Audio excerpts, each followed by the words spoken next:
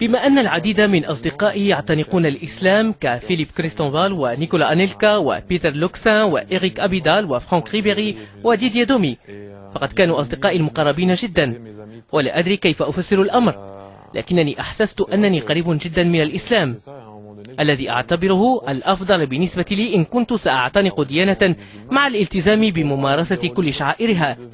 لذلك أعتبرها الأقرب إلى قلبي، لكن الإسلام يقول بالمقابل إن المرء يجب أن يؤمن قبل كل شيء. لذلك أنا لم أعلن أي شيء في الوقت الحالي، غير أنني أفهم الإسلام أكثر من باقي الديانات.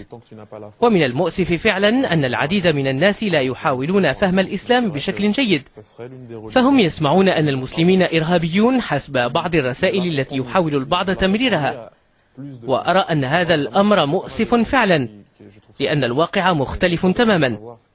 فأنا أعرف بعض الأشياء عن الإسلام، لذلك أعتقد أنه بعيد عن هذه الأمور، لأن المسلم قبل كل شيء يملك قلبا طيبا. ومن المؤسف حقا أن هناك بعض الأمور في العالم التي يستغلها البعض لتمرير بعض الرسائل الخاطئة، ولا أعرف لماذا. وأقول دائما إنه إذا كان الإنسان يؤمن بالله فإنه يجب أن يؤمن بالقرآن وبآخر المرسلين.